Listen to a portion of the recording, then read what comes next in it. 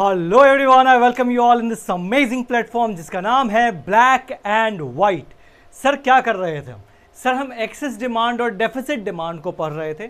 Access demand और deficit demand में हम ऑलमोस्ट खत्म कर चुके हैं कि ये क्या प्रॉब्लम है। एक्सेस डिमांड भी कंट्री के लिए प्रॉब्लम है, एक्सेस डेफिसिट डिमांड भी प्रॉब्लम है। यानी डिमांड ज़्यादा है तो भी दिक्कत है, डिमांड कम है तो भी दिक्कत है। सर इन दोनों को सही करने के लिए मैंने आपको बताया था प्रीवियस क्लास में, दो इंस्टीट्यूशन लायबल है, एक गवर्नमेंट ऑफ इंडिया, दूसरा आरबीआई। गवर्नमेंट ऑफ इंडिया जब इसको सही करने की कोशिश करता है, यानी गवर्नमेंट ऑफ इंडिया जब एक्सेस डिमांड और डेफिसिट डिमांड को सही करने की कोशिश करती है तो उसको बोलते हैं फिस्कल पॉलिसी। जिन पॉलिसीज के थ्रू एक्सेस डिमांड या डेफिसिट डिमांड को वो सही करेगा, सरकार सही करेगा, तो क्या होगा? Fiscal policy. जब इसी दोनों कंडीशन को आरबीआई सही कर रहा होता है, आरबीआई एक्सेस डिमांड या डेफिसिट डिमांड को सही कर रहा है, तो उसको बोलते हैं मॉनेटरी पॉलिसी। आइए क्या था, आज हम इस चैप्टर को खत्म करेंगे क्योंकि मुझे कुछ टेक्निकल टर्म पढ़ाना था, इसीलिए मैंने पिछले चैप्टर में नहीं करवाया था। आ जाओ, ये ले लेते हैं अपना बोर्ड, ठीक है। सर मैंने क्या बताया था सर, अगर आपको ध्यान हो कि एक्सेस डिमांड भी प्रॉब्लम है, एक्सेस डिमांड भी एक प्रॉब्लम है और डेफिसिट डिमांड भी एक प्रॉब्लम है। ये दोनों ही प्रॉब्लम है। इसमें होता क्या है, excess demand means AD is greater than AS, deficit demand means AD is smaller than AS. Demand की कमी है इसी के लिए डेफिसिट डिमांड है, डिमांड ज्यादा है इसी के लिए एक्सेस डिमांड है। सर फेवरेबल सिचुएशन क्या होता है? सर फेवरेबल सिचुएशन होता है जब AD is equal to AS होता है। तो अगर जहां डिमांड ज्यादा है, जहां एक्सेस डिमांड है, वहां पे गवर्नमेंट डिमांड कम करने की कोशिश करता है, क्योंकि डिमांड सप्लाई से ज्यादा है तो डिमांड को कम करेंगे तो डिमांड सप्लाई इक्वल हो जाएगा। सर डेफिसिट डिमांड में क्योंकि डिमांड की कमी है तो डिमांड को बूस्ट करते हैं ताकि सप्लाई के बराबर हो जाए, ठीक है। जहां पे डिमांड कम है उसमें सप्लाई के बराबर करते हैं, डिमांड कम है तो डिमांड बढ़ाना पड़ेगा, और ऑलरेडी डिमांड ज्यादा है तो डिमांड को कम करना पड़ेगा, ठीक है। अब इन दोनों के लिए कौन कौन से लायबल हैं? एडीएएस को ठीक करने के लिए दो इंस्टीट्यूशन लायबल है। पहला आता है गवर्नमेंट, दूसरा है आरबीआई, सेंट्रल बैंक। मैंने बताया था जब गवर्नमेंट इस पॉलिसीज को ठीक करता है, गवर्नमेंट एडीएएस को ठीक करता है, सिचुएशन को ठीक करता है, एक्सेस डिमांड डेफिसिट डिमांड को, तो उसको क्या बोलता है? उस पॉलिसी को बोलते हैं फिस्कल पॉलिसी, ठीक है। ये मैंने पिछले क्लास में कराया था। फिस्कल पॉलिसी मींस, अगर कोई पूछे फिस्कल पॉलिसी क्या है, fiscal policy are those policy through which government of India try to correct the situation of excess demand और डेफिसिट डिमांड। फिस्कल पॉलिसी वो पॉलिसी है जिसके तहत सरकार एक्सेस डिमांड और डेफिसिट डिमांड को ठीक कर रहा होता है, ठीक है। चलो, आई होप सो गवर्नमेंट वाला सारा पोर्शन हम कर चुके थे। हमें जो करना था वो आरबीआई का था, ठीक है। आरबीआई जब इसको ठीक करता है तो उसको बोलते हैं मॉनेटरी पॉलिसी, मॉनेटरी पॉलिसी, ठीक है। सर मॉनेटरी पॉलिसी क्या है? Monetary policy, again monetary policy are those policy through which RBI try to control the situation of excess demand और डेफिसिट डिमांड। जब आरबीआई सिचुएशन को ठीक करता है तो उसको पॉलिसी को नाम देता है मॉनेटरी पॉलिसी। अब सर हमें आरबीआई को डिटेल में करना था, इसमें तो मैंने बता दिया था टैक्सेस इंक्रीज करना और ये वो दोनों चीज बता दिया था। अब आरबीआई के सामने सिचुएशन आता है, मान लो, ठीक है, मैंने जूम आउट कर दिया। चलिए, आरबीआई के पास सिचुएशन आता है एक्सेस डिमांड का, या तो ये आ सकता है या फिर डेफिसिट डिमांड, डेफिसिट डिमांड, यही दो प्रॉब्लम है ना सर। एक्सेस डिमांड प्रॉब्लम है, डेफिसिट डिमांड प्रॉब्लम है। आरबीआई के पास मानते हैं या तो ये प्रॉब्लम आ सकता है या ये प्रॉब्लम आ सकता है, ठीक है। अगर इक्वल है तब तो कुछ करना ही नहीं है सर। डिमांड ज्यादा है तो प्रॉब्लम है, डिमांड कम है तो प्रॉब्लम है। तो अगर डिमांड लेट सपोज एक्सेस है तो क्या करेगा आरबीआई? आरबीआई के पास अपने टूल्स होते हैं, ठीक है। कौन कौन सा? Bank rate, repo rate, reverse repo rate, OMO LRR, जिसको CRR और SLR बोलते हैं, ये सारा आपको पता होना बहुत ज़रूरी है। अब मैं आपको थोड़ी सी चीज़ें फील करवाना चाहता हूँ कि कैसे इंक्रीज डिक्रीज किया जाता है। समझना, बैंक रेट क्या होता है? The rate at which the percentage eight which RBI lend money to commercial bank for long period of time। समझना, बैंक रेट क्या होता है सर? ये वो रेट है, ये वो परसेंटेज है जिस परसेंटेज पे RBI कॉमर्शियल बैंक को पैसा देता है। ठीक है, क्लियर है? अब समझना, अगर मेरे पास मार्केट में डिमांड एक्सेस है, एक्सेस डिमांड है, ठीक है, एक्सेस डिमांड क्यों है? क्योंकि लोगों के पास पैसा है, लोग पैसा खर्च करते हैं तो एक्सेस डिमांड होता है। समझना, एक छोटी सी बात है, डिमांड एक्सेस क्यों है? डिमांड ज्यादा क्यों है? डिमांड इसलिए ज्यादा है सर क्योंकि लोग ज्यादा पैसा खर्चा कर रहे हैं। लोग ज्यादा पैसा खर्चा करेंगे तो ज्यादा डिमांड जनरेट होगा। लोगों से अगर पैसा छीन लिया जाए तो अपने आप डिमांड कम हो जाएगा क्या सर? हो जाएगा ना। तो देखो, बैंक रेट में ये वो रेट है जिसमें RBI पैसा देता है कमर्शियल बैंक को। अगर मान लेते हैं पहले 5% था, ठीक है, अब इसको अगर बढ़ा के, पहले 5% था तो कमर्शियल बैंक आता था, RBI से पैसा लेता था और पब्लिक को आगे बांट देता था, यानी कि हमें बांट देता था। RBI से पीछे से पैसे लेता था 5% पे, आगे वो 10% पे पब्लिक को बांट देता था। क्लियर है? क्लियर है? बहुत अच्छे से। चलो, तो अगर आपको समझ, या चलो एक और स्लाइड ले लेता हूं मैं समझाने के लिए, ठीक है? समझना, और डिटेल में चलते हैं।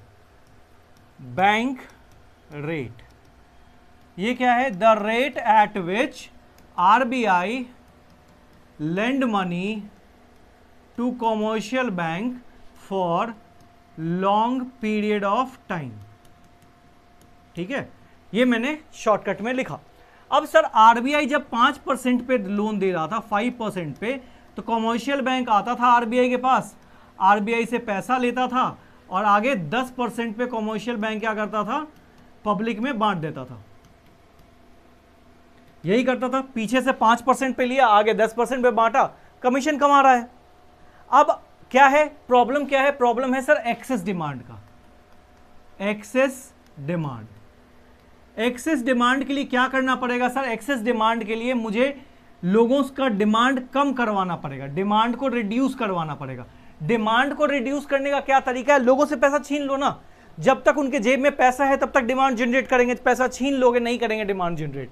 तो सर क्या है, अब अगर RBI इसको इंक्रीज कर दे, RBI बोले कि नहीं मैं लूंगा 10%, RBI बोले अब बैंक रेट पहले 5% था, अब बैंक रेट 10% है, तो अब कमर्शियल बैंक इसके पास कम से कम आएगा पैसा लेने के लिए, नहीं लेगा। क्यों? क्योंकि यही 10% में दे रहा, वो आगे कितने में दे?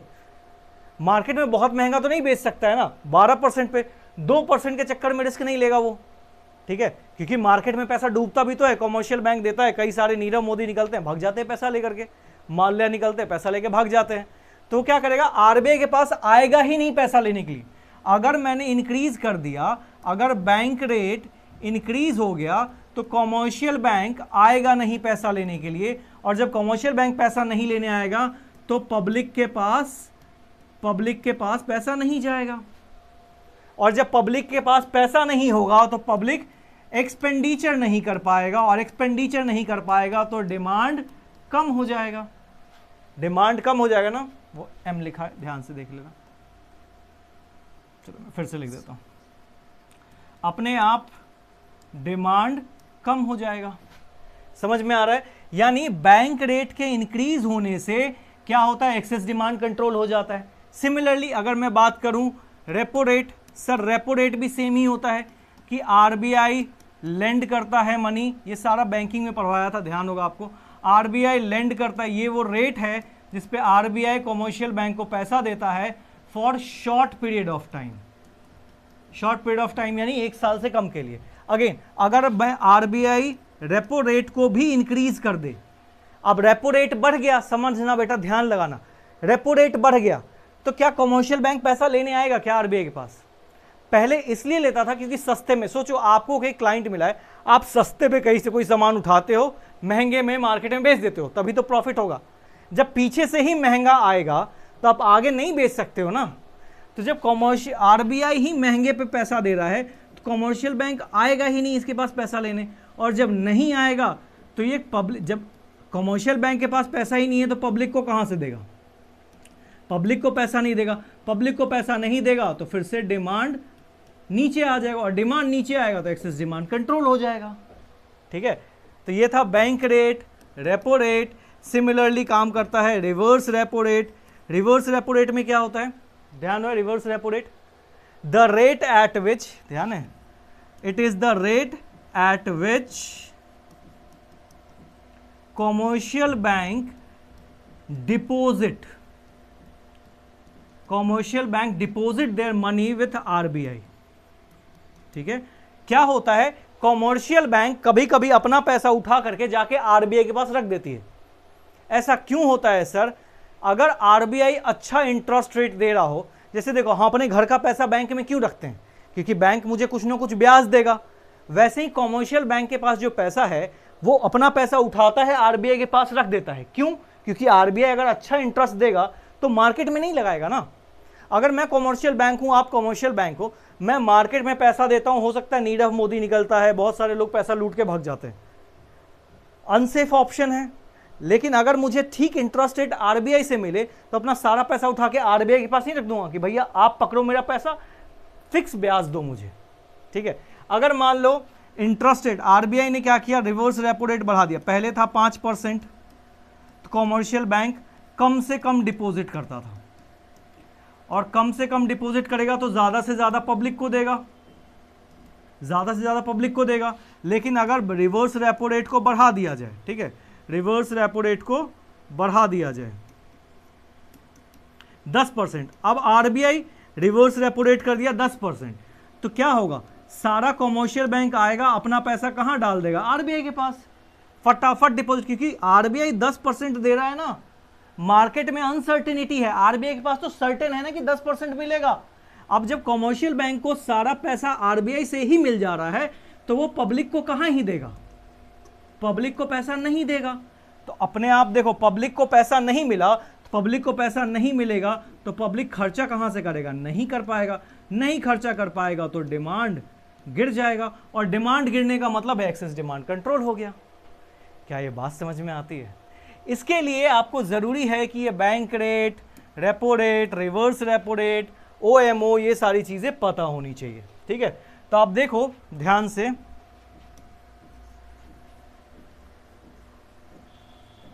अगर आप ध्यान से देखोगे तो क्या हो रहा है सर, एक्सेस डिमांड में बैंक रेट को इंक्रीज किया जा रहा है, रेपो रेट को इंक्रीज किया जा रहा है, रिवर्स रेपो रेट को इंक्रीज किया जा रहा है। मैं एरो लिख रहा हूं बट आप इंक्रीज लिखना। ओएमओ क्या होता है, open market operation. Open market operation क्या होता है, व्हेन आरबीआई सेल और purchase government security on behalf of government. जब आरबीआई सरकारी संपत्ति को मार्केट में बेचता है, आरबीआई क्या है, पढ़ाया था ना बैंकिंग में, आरबीआई क्या है, एजेंट है, गवर्नमेंट का एजेंट है, गवर्नमेंट का सामान लेता है और मार्केट में बेचता है। यहां पे डिमांड ज्यादा जनरेट कर रहे हैं लोग, तो आरबीआई बेचेगा या खरीदेगा सर? सोचो, अगर आरबीआई बेचेगा, अगर आरबीआई बेचेगा तो अगर मैं आपको कुछ बेचता हूं तो आपका पैसा मेरे पास आ जाता है ना।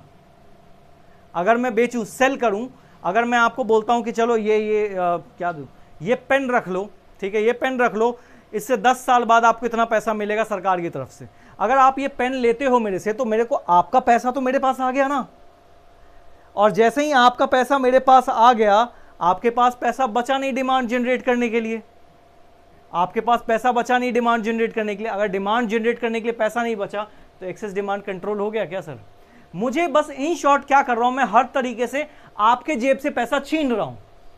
आपको पैसा देता कौन है, कॉमर्शियल बैंक, तो कॉमर्शियल बैंक को मैं छीन ले रहा हूं पैसे। ठीक है, तो यहां पे क्या करेगा, ओएमओ में सेलिंग करेगा, आरबीआई सेलिंग शुरू करेगा। आरबीआई सेल करेगा तो वो आपका पैसा छीन लेगा, आपको सामान मिलेगा, गवर्नमेंट सिक्योरिटीज मिलेगी। ठीक है, आपको लगेगा कि हाँ ठीक है, इतने साल बाद इतना प्रॉफिट मिलेगा, लेकिन इतने साल के लिए आपके पास से पैसे तो छिन गए ना, समझ रहे हो? फिर है एलआरआर, ये भी इंक्रीज कर दिया जाता है। ठीक है, तो ये होता है एक्सेस डिमांड में। डेफिसिट डिमांड में क्या होता है सर, अच्छा, ये तो था क्वांटिटेटिव टूल, क्वांटिटेटिव टूल। एक होता है क्वालिटेटिव टूल।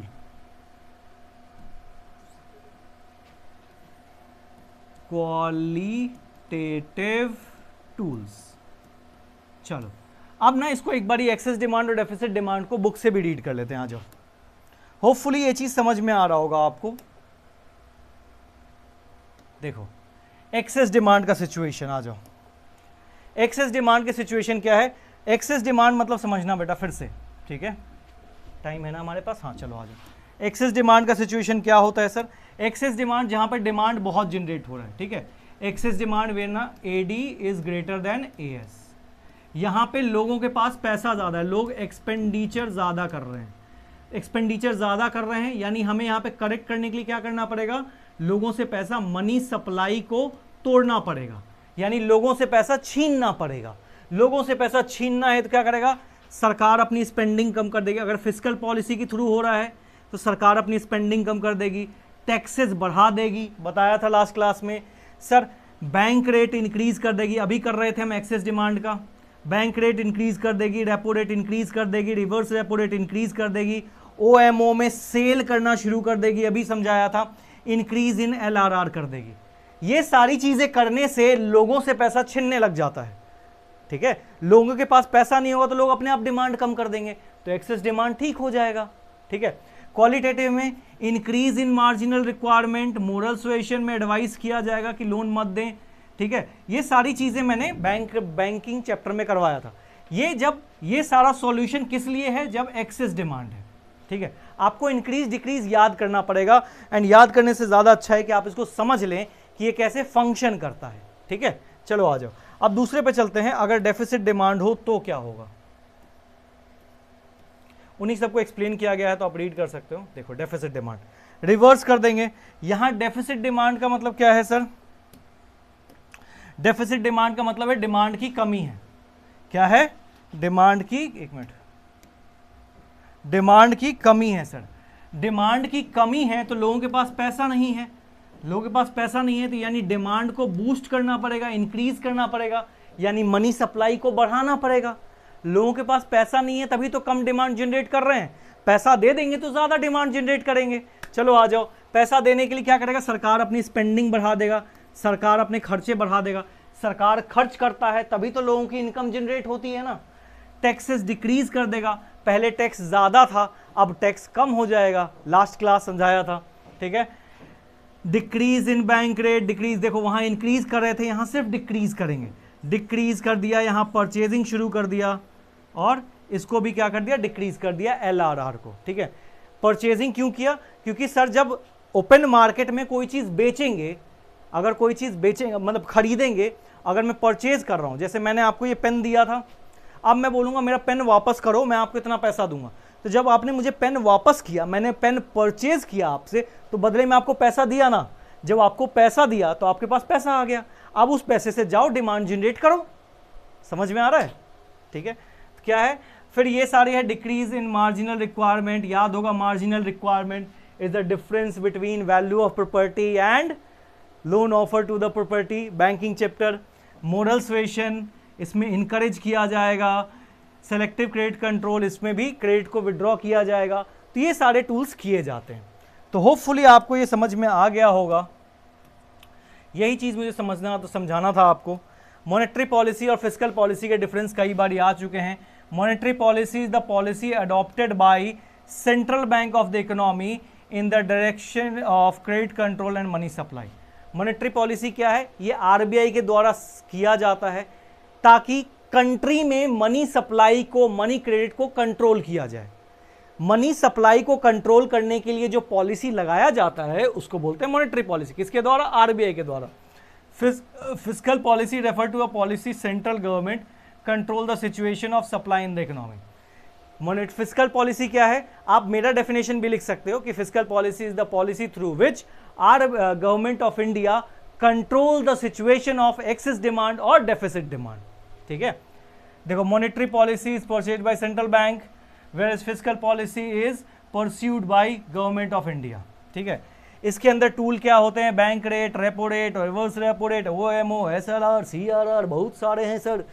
और इसमें क्या होता है सर इसमें होता है गवर्नमेंट टैक्सेस, बोरोइंग्स और भी बहुत सारी चीज़ें। तो यहाँ पे हमारा ये चैप्टर ख़त्म होता है। बहुत प्यार से हमने पूरा यूनिट 3 कर लिया, ठीक है। आपको होपफुली यूनिट 3 पूरा समझ में आ गया होगा, ठीक है। पूरा चैप्टर हमारा ख़त्म हो गया, लास्ट पेज पे आ गया, ठीक है। आई होप सो ये चैप्टर आपको समझ में आया होगा। चैप्टर 7, चैप्टर 8, चैप्टर 9 तीनों ही एक सीक्वेंस के चैप्टर हैं। आई रिक्वेस्ट यू कि तीनों को एक सीरीज में देखो, तभी मज़ा आएगा। और ये जो मैंने अभी समझाया था, अगर आपको एक बारी में नहीं समझ में आना, 2 बारी देखो, 3 बारी देखो। आपके पास पावर है कि मुझे कई बारी रिपीट करवा सकते हो आप, ठीक है। तो कई बारी अगर आप रिपीट करवा सकते हैं तो प्लीज़ करवाइए, लेकिन समझिए ज़रूर, ठीक है। सॉरी, मैं बीच बीच में थोड़े थोड़े आवाज़ निकालने की आदत है मुझे, तो मैं ट्राई करता हूँ किसी और के एक्टर्स की आवाज़ निकालने की, बट मुझसे निकलती नहीं है, ठीक है। तो बेसिकली बेटा इतनी सी बात है कि मैं मेहनत कर रहा हूँ यहाँ पे आपके लिए, ताकि आपको बेहतर से बेहतर कंटेंट मिल सके।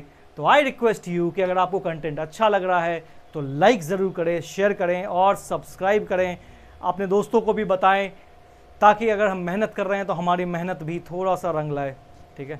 क्योंकि मैं देखता हूँ जब यूट्यूब पे कि बहुत सारे लोग मेहनत कर भी नहीं रहे हैं, मतलब बहुत सारे हैं ऐसे जो मुझे दिखता है कि काफ़ी बेकार कंटेंट बना रहे हैं, लेकिन फिर भी लोगों को पसंद, जैसे 15 मिनट में इंग्लिश बोलना सीखे, ठीक है। अब 90 दूर नहीं, अरे ऐसे कैसे दूर नहीं है। जिनको नहीं पढ़ना आता है, जो ढंग से नहीं पढ़े, जिनको कंसेप्ट क्लियर नहीं है, उनको दिलवा के लाओ 90 समझूं, बस बड़ा सा लिख देंगे, अब 90 दूर नहीं, 15 मिनट में पाएँ 80+। तो ये सब चीज़ें ना बस इमेजिनेशन और कुछ नहीं।